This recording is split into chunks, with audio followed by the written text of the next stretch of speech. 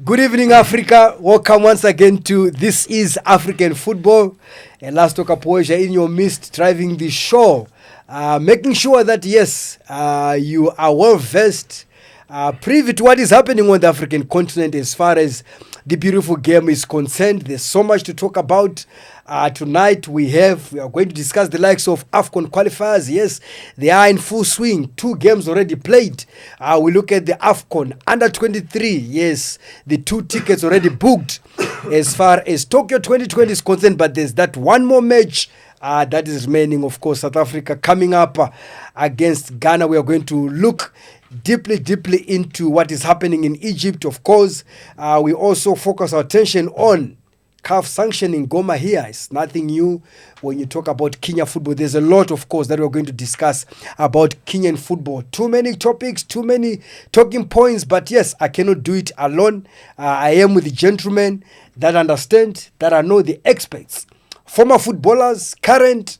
They'll tell you where they are in their careers in football. It is Greg Itafia, of course, on my left-hand side, joining us, Timothy Patabaire, and of course we have Noah Chivuta, 2012 winner of the AFCON. I think Zambia needs him so dearly to try and help his country that is struggling at the moment. Yes, we want to interact with you. We want to engage with you. We want to listen to your thoughts as well, whether it may be in the form of questions, just to share with us as well as we discuss these topics. It is hashtag Fran Sports. Gentlemen, thank you for joining us on this yet another beautiful Thursday. Yes, we've just spoken about what's on the menu tonight, but Greg Itafia, we'll start with what is happening in Botswana. And yes, sometimes we need to honor women's football. Ladies first. If you look at what FIFA is trying to do in collaboration with the FA in Botswana to make sure that, yes, they improve women's football. There a workshop that was initiated to make sure that all the coaches that have to do with women's football in Botswana, they convened to make sure that, yes, they discuss how to improve football in that country. Yeah, good evening, Lasto and Khalees. I just feel like, Botswana, remember when they play against South Africa, they got a draw, with the Bayana for the qualifiers. I feel like the Olympics and the Olympics qualifiers, and which they play 0-0. We're here in the studio, we're saying that South Africa supposed to beat them. But for me, I just think, in the southern region now, a lot of countries now, they're trying to meet up with South Africa, and which is a good thing, You have teams like Tawana, Top Girls, you have what's they call it? Desert Buffaloes, all those Diamond Chiefs. These are Botswana clubs in Botswana. Yeah, clubs in Botswana. Okay. They're gonna achieve and they're gonna benefit in all those, all those courses. And I think the coaches, most especially, that's where the development need to start with. You need to equip them, for them to impart their knowledge to the players. And I think, with time, I think in the southern region, not only Botswana, we have Zimbabweans too and other country in the southern region. I think they're gonna do well, and it's a good initiative for the Botswana FA. Tim, good initiative.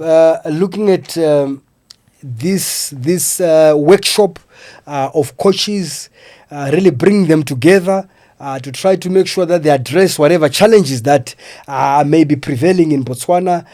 Yes, they've also had this partnership with Germany's women's, national team to try to make sure that there can be that exchange of knowledge. Step in the right direction for you? Yes, what a masterstroke of a choice to partner with Germany, 4-time World Cup champions, for the women's 2 World Cup champions. You're looking at a country that has got wonderful structure in football development, not only ladies, but also the main football. And we also know that football grassroots development in Germany is more done by volunteers who are willing to try and coach football on a grassroots level.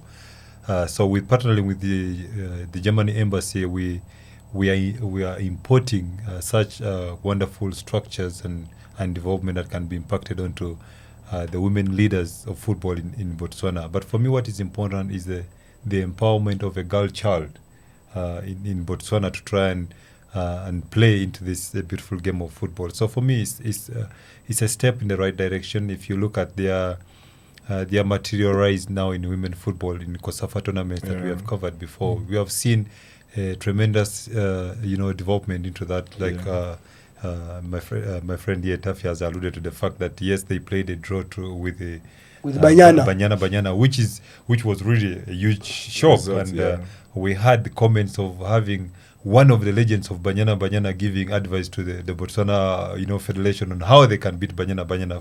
So they are very much interested, and if the government and the federation are going into that route, I think most federations should copy a leaf from them. Yes, Noah Chivuta is joining us on the show.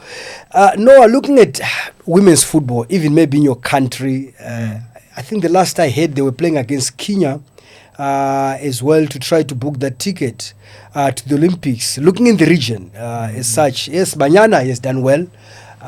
You look at them representing Africa at the World Cup in France. Now, you look in the COSAFA region where they've been a powerhouse. And the rest are kind of trying to catch up, to what Banyana has been. But surely the likes of Botswana, your country as well, I'm sure there are things like this would augur well to try and close that gap, to see another country, coming out from the southern region, maybe to give the likes of Banyana a run for their money. Yes, it's a very, very good initiative, Elasto. And if you see the way now women's football is developing, even in Zambia now, they've set up a league. Before, we'd never had a league for women, although it's on a grassroots level. Yes. But they are producing players now. We have got now players from Zambia who are playing in Europe. It has never happened before. And with Botswana now, stepping up. Okay, in the southern region, you could say Banyana, yes. and maybe you could say Zambia, Namibia, yes. They are following suit. But with Botswana now taking this initiative, but in some way again, I see like the Germans, they are coming into the women's soccer because they are failing now to penetrate. Because if they came to the FA, they say we want to take over the senior men's team, it will be difficult. So they say, okay, we will show you what we can do with the women first. We'll see the structure, we'll make the league, we'll develop the women, then they can go into the men's thing. Maybe it's a stepping stone, but they are starting with the women. Yeah. But where the league, which is not very competitive compared to the men's thing. But Tim? It's important to point out that historically, German as a country, as their federation has always provided technical assistance to various African federations. So it has been historical. So they have been mainly focusing on the men's technical aspect of the game. So I think they are taking a giant step to try and lend a helping hand in the women football, which is commendable. So it's not that they are going through the women development to try and come to the senior team. They have always provided that. Uganda, we have been beneficiaries of that. Went through that. We have those. They always provide those technical directors. We are not surprised that today Nigeria is trying to clamor to perform well. We know that their current coach came as a technical director in a certain way, and eventually was promoted as a head coach. So Germany as a country has always been in that forefront of developing soccer. That's a good thing. I think it's a very good thing. Even with the male team, if any way they can help, I think it's a good thing. But I just think if they help and the FA need to carry on, the only thing in Africa, when something starts like this, is how to sustain it. You can fall in halfway, and that's the thing we don't want. As they're gonna give a lot of knowledge to people there in Botswana, is how they sustain it. That's the most important thing. What I was saying, what Tim was saying about the women, what my point was, it's like from there, the way they are coming into Botswana, they are structuring the league itself. How the women's have to be, how they should be playing, but they cannot do that with a organized league like the Botswana Football League for men. They cannot do that. So they are starting with the women's, so that the FA could say, no, I think we have to adapt this thing. All right. Some good things there as far as women's football is concerned in Botswana. Really, it seems as if the FA in Botswana taking women's football very, very seriously. And I think it's now becoming the norm that in any country, especially in this part of Africa, where we are seeing these leagues really being structured, which augurs well, of course, for football in the region. We can only wish them everything of the best, and of course that it mustn't be something that is just a once-off, but it continues, like what Craig Itafia has said. It is hashtag France Sports. Tell us what you think in terms of football, women's football in Botswana. But yes, gentlemen, as we finish this talking point on women's football, you look at another issue that for me, it looks like it doesn't go away. it continues. It continues. When we look at age cheating, you would think by now we are not going to be discussing anything to do with age cheating. Tim, here is a 23-year-old. Again, I think for me, I doubt if he's actually that age that he is saying he is. If you look at this story that we've just witnessed, this player from DR Congo who goes to Belgium, ending up in Switzerland, as he's traveling, I'm not sure, something emerges regarding his documentation, and it is discovered that actually his ages are not consistent in terms of the year of birth, resulting in him actually being banned for 12 months. Tell us more.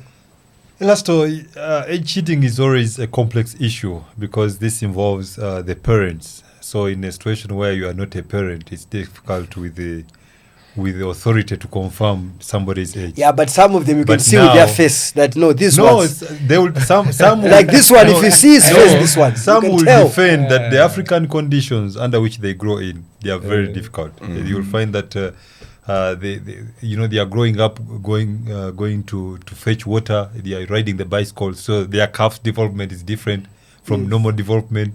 They are going to the gardens to look for firewood, for cooking. So those can impact on the physical appearance of a player. Yes. But now we have a player who did perform very well for TP Mazembe. So ever present in the TP Mazembe team, performing so well, playing for the national team. So definitely we know and we can have a clue of, or you are materializing in the game of football. So he had an opportunity to travel. But it so happened that along the way, he had an opportunity, I think Anderlecht even signed him, but he was never, unveiled for reasons best known to them. So eventually it was reported that he wanted to become a refugee. And when that came, his documentation, I think with the help of the agent, it was picked up that it was false. So he has ended up being banned for 12 months. The federation has come out to ban him from all sports facilities in the country. And so for me, age cheating has always been prevalent on the African continent. And for me, I'm interested to find out the role players when it comes to age cheating, because we have got the passport control office in the country.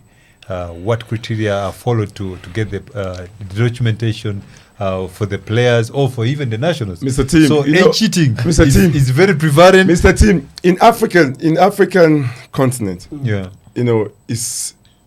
I think it's going to take a very, very honest and long discussion for this age cheating to stop. It's poverty. No. Wait, I have a point. You don't have a point. Because you are choosing poverty. You are choosing poverty for a crime that is not committing. Mr. Lasto, there's a lot of good players or people that play sport. You understand? We're talking about soccer now.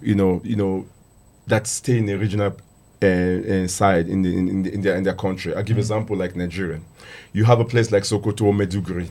There's no home affairs there, Mr. Elasto. And you have coaches that the FA employ that they want to win tournaments.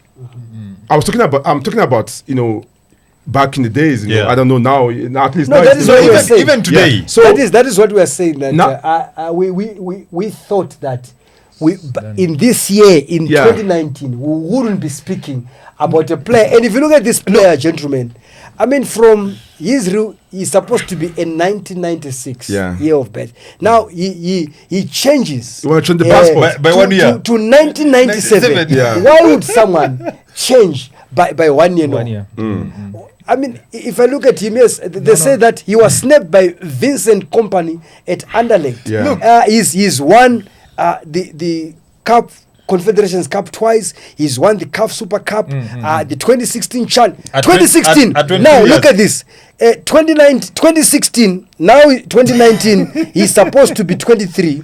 So in 2016 he was playing CHAN.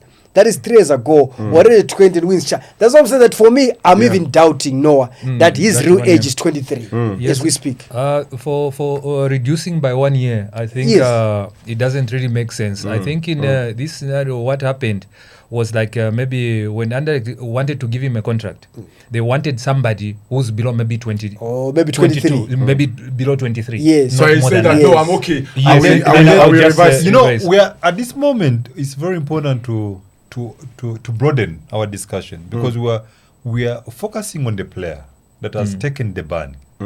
But I can guarantee you there is the element of the role played by the agent and various role players to facilitate that change, because the player in most cases they are provided with a passport, coached to say, listen, your date of birth is going to remain constant. Your month you are born is going to remain constant. We're going to only alter the year you are born. But so for me, what is important, we are looking at a player. He has been banned, yes, but he's representing the decay of the administration of football in African the question is, Noah, looking at what Timmy said, that there are so many people involved. And now let's look at the sanction, because I want us to get to a position where we look at solutions as to how can we uproot this once and for all. 12 months, is it enough? And also, are we not supposed to investigate even further if there were other people involved? So that at least if you now sanction or punish, you don't only target the player, but other people involved as well. Yes, but also, Elasto, the root cause of this thing also, it's, in Africa, it will take time, like what Greg was saying. One, it's about the government, the documentation when somebody is born. Where we are born, some there's no birth certificates. Yes. So when you are growing up and they say, no, you can choose any year you want. Even in Uganda. It starts from there. In Uganda. No, it's even worse in Uganda. Listen. Let me listen. No, I say that you can even choose which year you're born. Yes, you can. That's true. What proof are they going to have? Because you are born on this. With age. People are born in the houses. But gentlemen, look at this. You are also saying this age fixing maybe at birth or maybe a few years after somebody's been born. But we've also witnessed, let's talk about age cheating, where somebody already has been given documentation already, and now they realize that when they are 20, they want to play for under 15. In the case of Mishek, it's because he has already played on international level. Mishek, you can never reduce, and because the record is already there. FIFA, and when it's there. You know, when you are captured with foolishness, you attempt to change. You forget that CAF has already captured the first year of your birth of registration. You can never change that. If you play a major tournament, if you go to a major tournament, like the under 17, AFCON, under 17, all. If you just when your name, not even AFCON. But Elasto, there's no way you can change. But Elasto, also in hindsight, I would like to throw this in the spanner. We have a scenario where you have got Elasto, who is 33 years old, performing.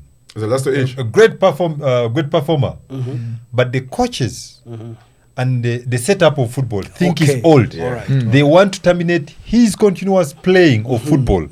And what is that precipitating? It's precipitating the so-called agents and the players to try and beat the system. So now we need to be at a level like in Europe, where if you are 40, 33, and you are still performing on the field of play, you can continue playing.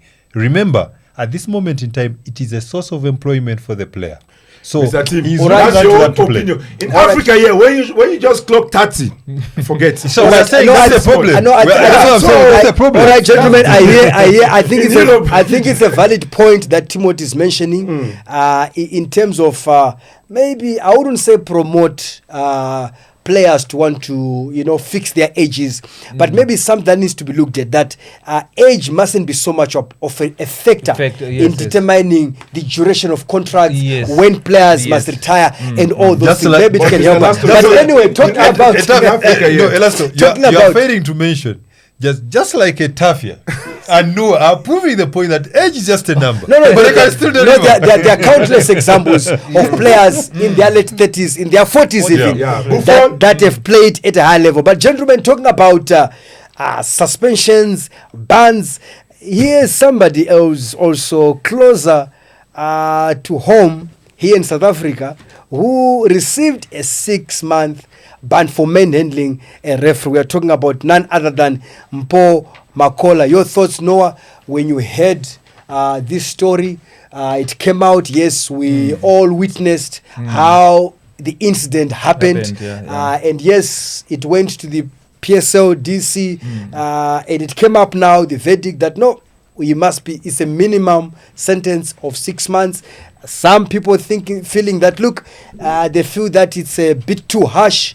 But if you look at also other cases, you look at the actually the sentence that is supposed to be, this is only the minimum. It can even go as high as 12 months. You know what? Whatever Makola did, we can't condone that. Yes. You cannot manhandle a referee like that. His decision, a player must know better. When the referee has made the decisions, you can argue to an extent. You don't have to go, then you push. Verbally and whatever he did. But I'm also concerned about the law. You cannot change. Obviously, PSL and SAFA, they've got their own rules. But, if you talk, they are talking about it was like assault. It was assault, like manhandling. They called it assault, like in the But now, I'll give you an example, like what happened to Suarez when he beat somebody in the but Suarez, they banned him about less than maybe 5 games international games or game related. You see the Suarez issue, he beat a fellow player, but and now we are dealing with a referee who is the custodian of the law, and being the first offense being committed in the PSL.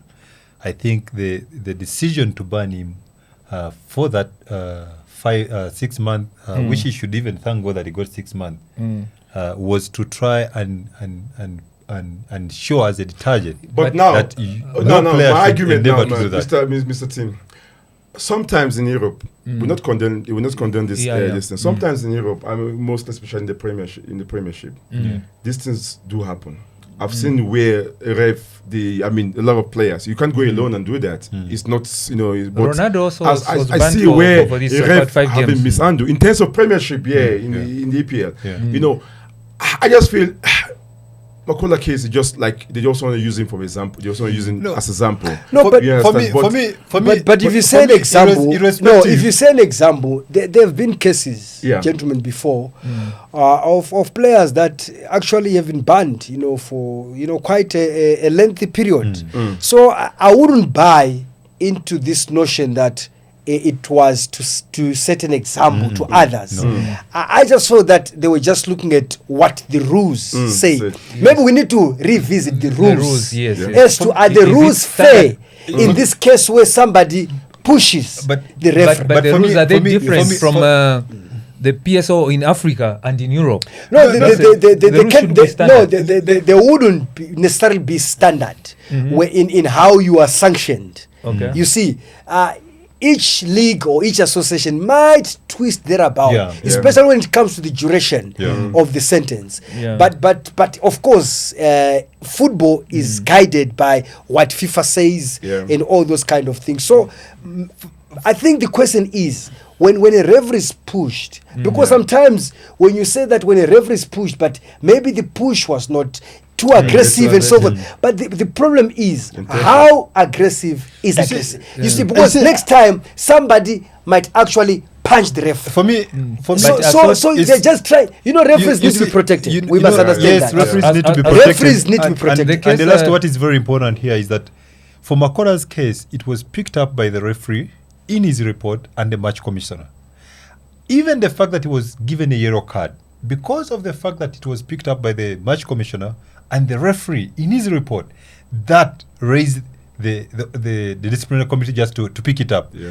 For me, the punishment deserves, Makola to be banned. There is no about So it. for you, agree with the 6 months? I agree with You that. agree with 6 months, okay. It's even very lucky. All right, so you agree. What is very important It's even lucky. You think he could have been yes, even more. What is important All now right? is his rehabilitation. I understand there's those connotation that yes, he feeds his family from playing football. Yes, we understand that. But as players, we should understand that once the whistle is blown, that's it.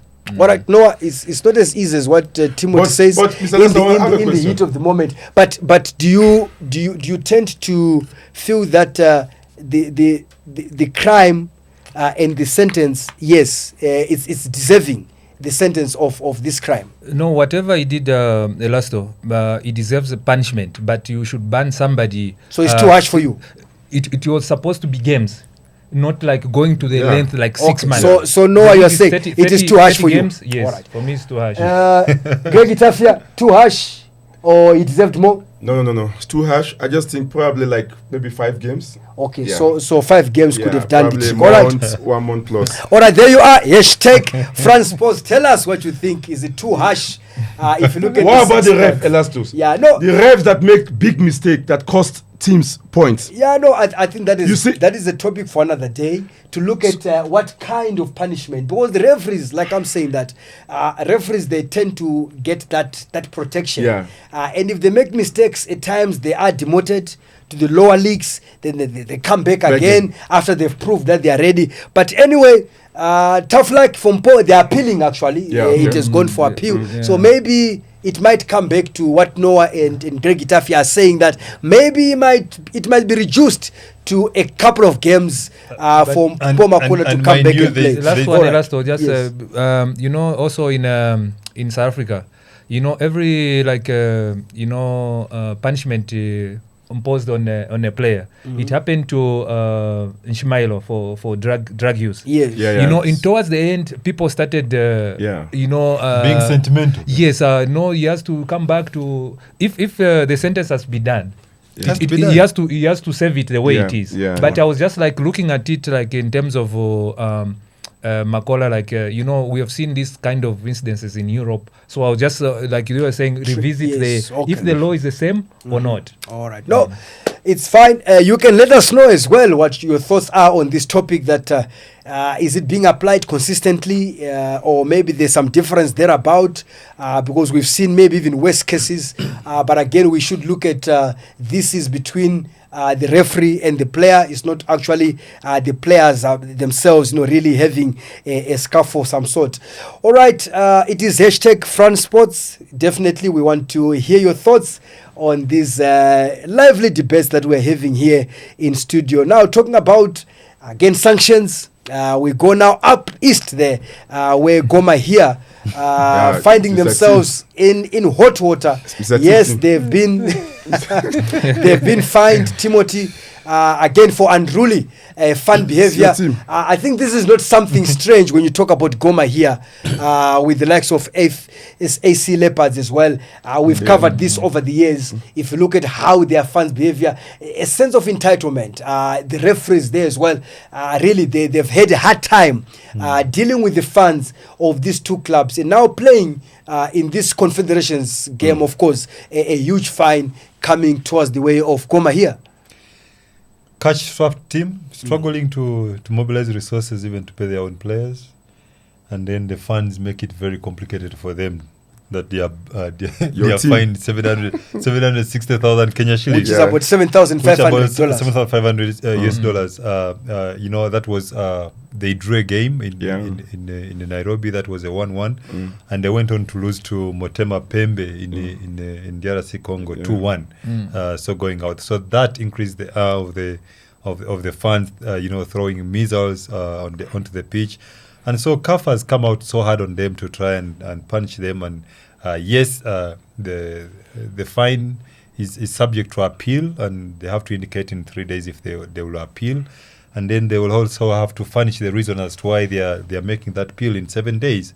But for me, the culture of violence and hooliganism should not be entertained in football, especially on the African continent, and because that robs the family atmosphere that can come about in the stadium. So I think this is uncalled for, and it's a very bad reflection on Kenyan football at this moment in time. Bad reflection. 7,500 is a team that is struggling for money. We don't know where they are going to get this money. It is the second time Gor Mahia has been fined for crowd trouble this year already. You know, in Kenya themselves, there's 300,000 shillings, 600,000 shillings. I mean, it goes on and on and on and on. I'm not sure what will be the solution for Gor Mahia and their fans. For now, anything that comes out from Kenya now is just terrible. Man. Yeah, I just feel like there's a lot of things. It sounds like you're changing Nick is not. I'm not impressed with Nick now. now. Now I'm not impressed with Nick. You're picking the transfer form. All right. No, it's fine. I think you've just touched what we also want to discuss regarding Kenya as we're looking at all these troubles, you know, be it club level. We are seeing all these problems as well, whether it's, you know, lack of funds, lack of sponsorship. Now you've just been touching on the issue of the federation itself. You look at Nick Mwenda at the moment, really, the elections now that have been halted, they were supposed to happen, but some problems as well. Nick wanted the elections to take place. There have been some protests against him. Of course, he's just dismissing them as nonsense. But it has been difficult for Nick Mwenda. Although, if you look at the Harambee Stars, that is the national team now, the senior national team, some encouraging results on the pitch. But administratively, definitely, you would say, I know you are the man who supports Nick Mwenda, but I'm sure the events of the last 2 weeks or so have maybe made you change a little bit of your mind. You know, there's two ways you can look at it, Lasto. You know, for Kenya going to Egypt and getting a draw without paying the hotel, with Egyptian paying their hotel bills. So this is one of those administrative issues. I just feel like, since from the AFCON 2019, with Nick, need to accountable to the government, how he spend the money they give him up to the finance. Yes. Don't forget again the Obi van again. The money they're supposed to use in that Obi van too. And there's a lot of things Nick need to sort out. I just feel like, and with the election coming out, but it's clear for him to contest in the election. But there's a lot of protests now that the election need to be held, because they cannot go with election without setting the issue in the FA. And Nick is the head there, and a lot of things on his neck he need to clarify now. The government need him to come and give accountable of the money they spend from the FIFA and for the money they gave them in AFCON. I just think Nick, there's a lot of things in his neck now. He need to sort it out. Otherwise, the election will go by him. Can you put it on record to withdraw your support for Nick? Not totally. No, I don't want you to. No, he mustn't force you. He mustn't force me. But I'm just saying the things that is happening under his administration now is not right. Okay. Let me get to know. Maybe your understanding of what is happening in Kenya. Yes, we've got Nick Mwenda, who wants to run for a second term. Yes. But yes, there's been also kind of opposition. People are not happy in Kenya in terms of how he's been running the federation. A lot of problems, like I alluded to the fact that sponsorship has left. When sponsorship leave, it's not so much about them not having money, but it might be other issues, maybe the way football is being run in Kenya. But he's a man that is on rocky ground at the moment that you think deserves even, to be given a second opportunity, given what has been happening. Yes, like we're saying that the Harambee Stars have been on the uprise. If you look at qualifying, for Nations Cup 2019, you look at how they started now, the qualifiers as well. Some encouraging results. But still, if you look at the administrative part of it, it leaves a lot to be desired. Yes, Elasto, it starts from the top there. So if the house, from the FA point of view, it's not correct. It's going now down to the clubs. So what is happening at Gor Mahia, it's starting from the top. Yes. If the FA cannot control their house, Yes. so it's now going down to the clubs To the as well. clubs. So those fines, they've been fined, like CAF has come up with this kind of big fine. You find those fines, they've been fining this the team. Yes. Maybe they cannot even pay it. Yeah. And they cannot say, who are you? Where it's like they are divided. Yeah, yeah. You see? So there's no one who's supporting him, whatever things Yeah. he's doing, maybe mismanagement and things. So this is not a way Kenya should be going about. And the Yeah. elections, this is maybe the way they are even stopping the elections maybe to happen, and because it's not stable. This Yeah. is where maybe CAF should come in, maybe ban them for 1 year, sort out your house. Normalization committee. Yes, Team, then, so looking at now these elections that were scheduled, I think for the 23rd of November, if I'm Yeah. now where they've Seven. been stopped because there are certain areas that they're lacking compliance to the running of the elections. I mean, there are certain individuals as well that are playing both player and referee, that are supposed to be on the electoral commission, but they're also part of the executive. I mean, these are all things that just show that somebody's trying to cling to power by all means. But again, it does not, show the kind of character that is needed, for Kenya football. If you look at what Nick Mwenda is doing in football in Kenya, I mean, there's so many things. The preparations for the Harambee Stars going to play in that AFCON qualifier, I mean, all points out to him, the man in charge, who is the president of the FA, which is Nick Mwenda.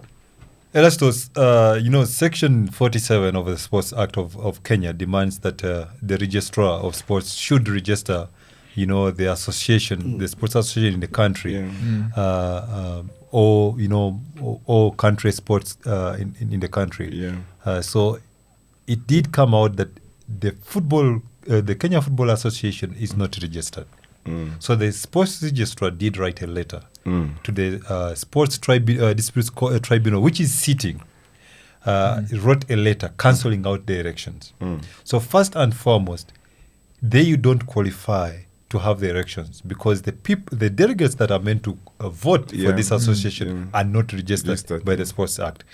Now, when it comes to that, Nick Mwendo as a person has failed to account for the 244 million Kenya shillings that was advanced to him by the Kenyan government for the AFCON. Vis-a-vis the FIFA sponsorship money.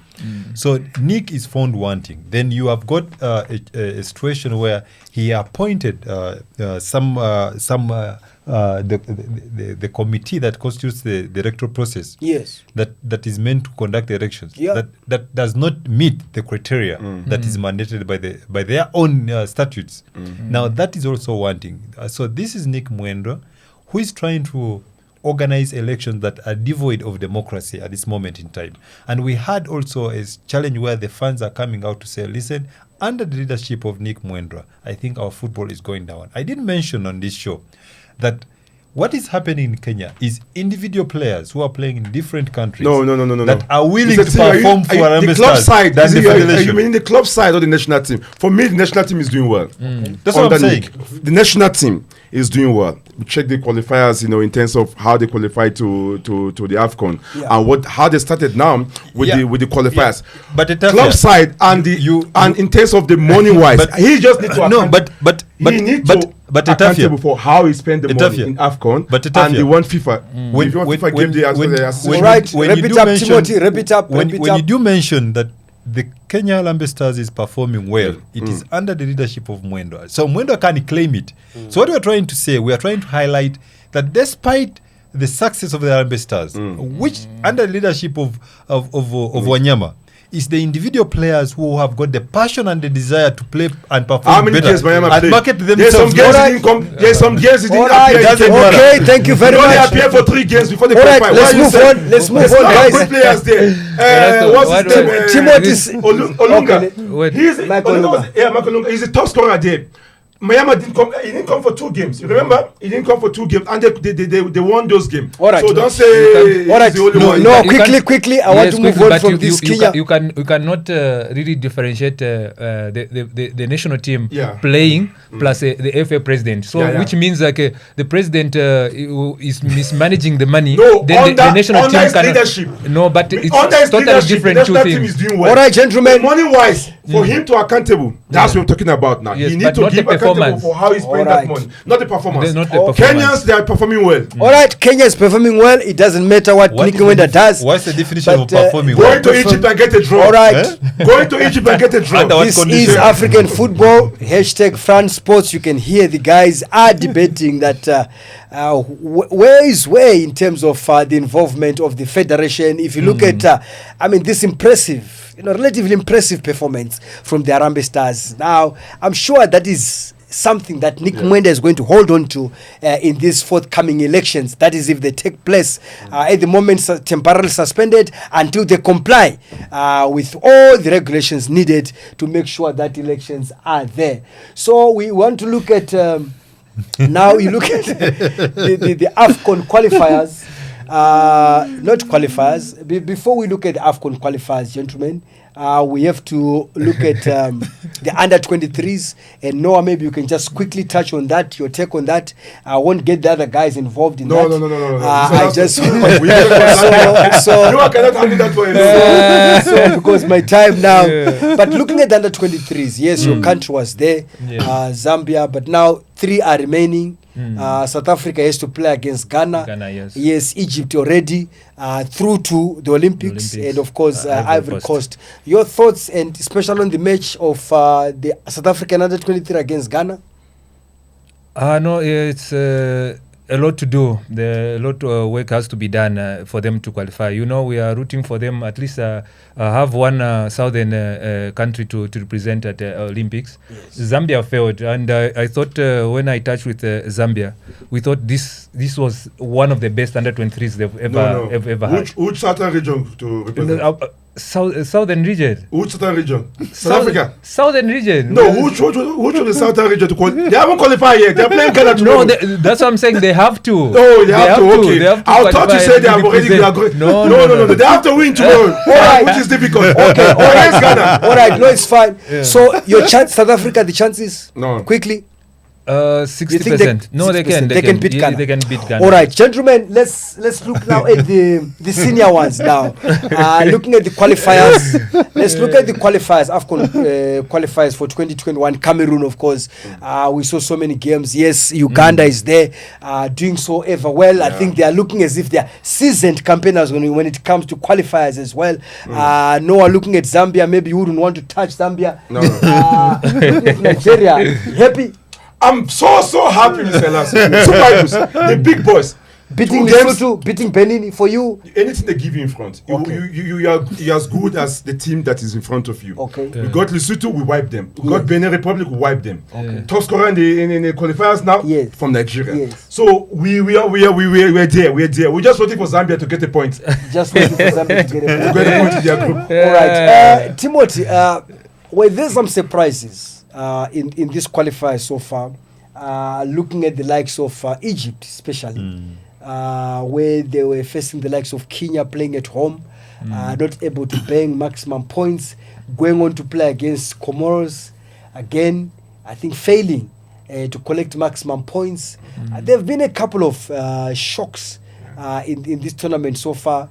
In these qualifiers, what are some of those games that maybe have been outstanding for you? Some of the big guns, really, where they're expected to do well, but maybe just blowing hot and cold. Yeah, when Togo goes ahead to lose at home to Comoros, I think that was one of the highlights of the shocks, of the surprises. But you look at how Togo has been performing under Claude Leroy, very seasoned coach. We wouldn't expect that. So for me, I would safely say that football on the African continent is changing. You have indeed mentioned Egypt. Remember, there was a decree from the president that they needed a local coach to take over the reins of Egypt as a coach. And if you look under the conditions under which Kenya arrived and traveled to Egypt, and then they pull off a draw, and then they go away.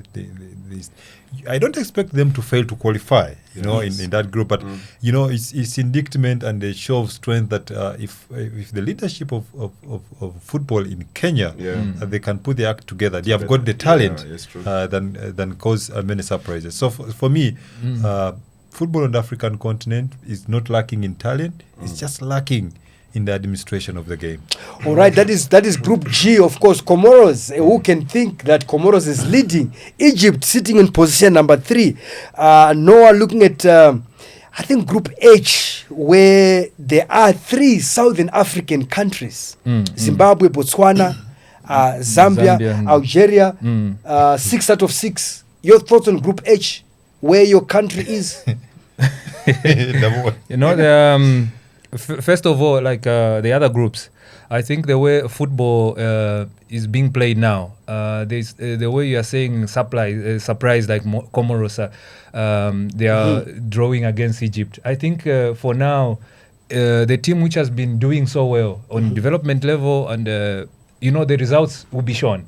So Comoros, they are doing something right. Okay. So you can't say like no, it's a surprise. Egypt, they are doing something wrong. They are going down. So now we shouldn't be talking about names only.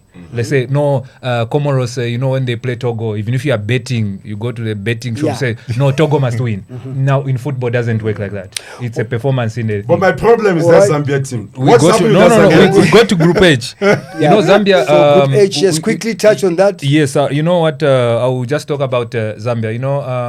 Since 2013. After you won the AFCON. 2013, we came in South Africa. We drew our games. We never won. We never lost. We went out in the first group. From there, they said we have to start rebuilding. But they've been rebuilding from that time. So where is from the foundation? Where are they now? Yes, that's what I'm saying. Maybe the building they are talking about, maybe they are using too much sand, but not too much cement. You see. That's fine, guys. At this moment in time, Elasto, we need to point out. A footballing nation like Zambia, how on earth can they still be having an acting coach in this moment? That's what I want to point out. It is an indictment on this current leadership. Maybe I wouldn't be surprised if they are running cries for Kalusha Bora to come back, and maybe the most educated left foot maybe to renounce about the international retirement. The coach. You need to get back to the national team. Yes, I think you may be the coach, recommended player. The coach, there was 7 the one day appointed. He failed a lot, and you know what? That coach, maybe if in Africa sometimes young coaches, when they come, you give them a little bit of time. They're saying they are in a building phase. A building phase, you cannot say 1 year. You can never do anything. At least give him 2 to 3 years. But he was chased and he went ahead like saying, no, you know what? The level Zambia is now. It's not like before where you can say Zambia is a footballing nation. All right. And he was insulted by saying that. All right, gentlemen, I want us to also look at, should be the last group, looking at our time constraints at the moment. It is also surprises that happened in Group K, where the likes of Ivory Coast, Madagascar, Ethiopia, looking at really former champions, 2-time champions, Cote d'Ivoire, losing away from home, of course, to Ethiopia. Like what Noah is saying, that maybe there are no surprises anymore. If you look at some of these matches, how they are going, that it might be slimmer margins. Maybe surprises as well in terms of your likes of Ethiopia beating 2-time champions Ivory Coast. I just feel like for me, it's Madagascar having 6 points. That group, and the next game now is gonna be next year, which is August, if I'm not mistaken. And you sitting on on the like of Ivory Coast sitting on 3 points. Ethiopia beating Ivory Coast. I don't think it's a surprise because sometimes big names don't play football, but when you go to that Ethiopia, South Africa can testify to that. That pitch there, and the way they support their national team, there's a different level. The weather as well. So I just feel like it's another group that there's not going to be a surprise. Madagascar is already leading with 6 points. It's in between Ethiopia and Ivory Coast because Niger is like Zambia. Our brothers there. That's 0 points. All right, team, quickly. Group C. Bafana is there. Ghana is there. Sao Tome and Principe is there. Sudan is there. Some they said unconvincing from Bafana, beating Sudan. Your take on that Group C? Quickly. Under the circumstances, I think they did the job. Getting 3 points. Remember, they went to Ghana, lost 2-0. And you said they're going to win there in Ghana. And the traveling conditions didn't favor them. Yes. But getting a result against Sudan, which had already won 5-0 against Sao Tome, I think that's a good performance. If you look at this group, it's evenly balanced. I'm seeing teams that are making sure that they get maximum points on their home ground. Yeah. And so it's going to come to that those small margins in Ella where you can pick up a draw or 3 points away from home to determine who's going to lead. Over and above, I'm seeing Bafana and Ghana going through in this group, given the magnitude of their pedigree. All right, that is the prediction of Timothy Patabaire. As we come to the end of our show, we could go on and on and on. There's just so much we can discuss, but yeah, stay tuned to the show every Thursday, then we can take you through even other groups or other talking points that maybe we might have left out. I want to thank the gentlemen that have been here tonight with me, and to thank you as well who has been listening from wherever you are. An absolutely delight every time to be in your midst. This is African Football. Thank you to Greg Itafia. Greg, thank you to Timothy Patabaire, Noah Chivuta as well. Would want to thank you, gentlemen, for joining me. And until we meet again, we can only say have a wonderful evening. By the way, Zimbabwe won away.